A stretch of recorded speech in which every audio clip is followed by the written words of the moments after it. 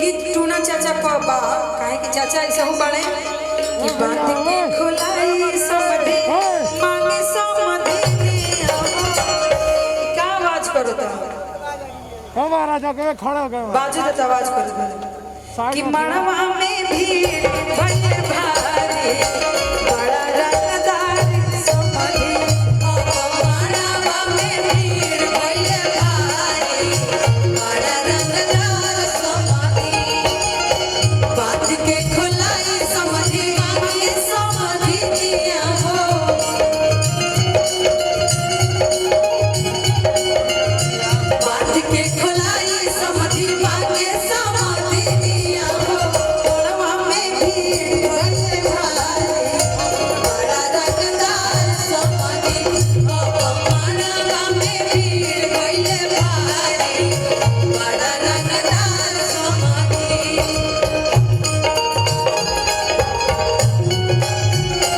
धीरे धीरे होगा धीरे धीरे आवाज कोई ना चाहिए सरवा धीरे धीरे आवाज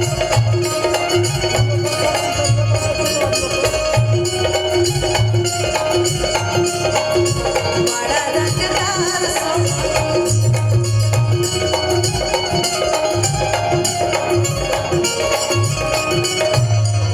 नाली हले कोई आना लिहले भैंसिया हो नाली हले कोई आना लिहले भैंसिया हो नाली हले कोई आना लिहले भैंसिया हो नाली हले बैला औरी पाड़े बड़ा रंगदार समधे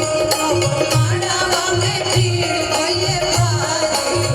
बड़ा रंगदार समधे मानवा में भीड़ भले भारी बड़ा रंगदार समधे मानवा में भीड़ भले भारी बड़ा रंगदार समधे काफी पुराना गीत है लगातार नायिका के चक्कर में पुरान का भुलाई जाता है कहे के बा कि ए जे के सरवनिया पहन के करीना समधी के नाम आ गइल बा संजय दुबे जी नाम है ठीक बा और हमनी के टूना चाचा के तरफ से हमारे गरिया रे बाकी जौन रोगा गीत गईनी है वो बहुत बढ़िया गाई गाड़िए के भाव बा कि ए जे के सरवनिया पहन के बाबू हमारे अइले हो काहे के समधि दिया छिड़त काहे के समधि दिया छिड़त बेट जाना मगली हो काहे के समधि दिया केलक काहे कंफ्यूज काहे के उषा खेलड़ो बेट जाना मगली हो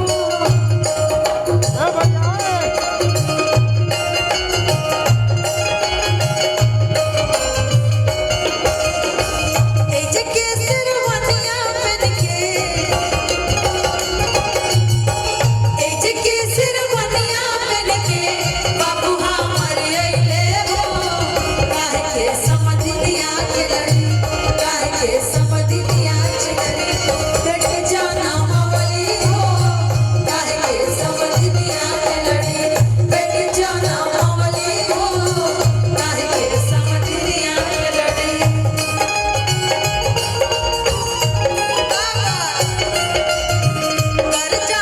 ताड़ो कोइले परिया दिया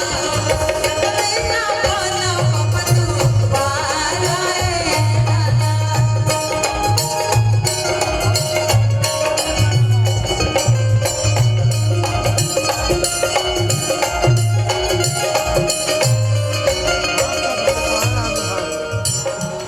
कहा कुछ नहीं बताओ ही देवा देखिए जब लगा के उहे कपड़ा पहन के जब देखा तारी कि हमनी के चाची कि उ बबुआ उहे कपड़ा पहन के आई रही त खीस में गरिया के का कहत रही पता न करी न कहे कहे कि भाई गीत के भाव बा कि जब लड़का अपन परिवार लेके घरे आवेला त माई बहन परीक्षे जाला तो परीक्षे के साथ साथ इहो देखेला लोग कि बबुआ के ससुरारी से का मिलल बा।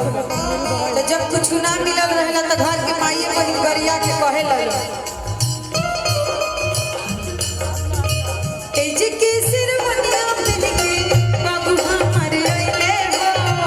एज के सिरमनिया पहन के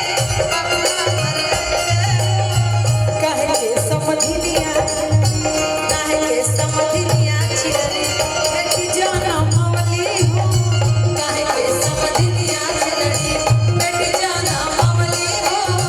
काहे के समधिनिया। और देखिए जब पतों से गलती होला तो सास ससुर माई बाप के नैहर के नाम रख के गरियावेला। सास कहेली का पता नहीं कर माई बाप का सिखा के भेजले कहत लो बेटी जाना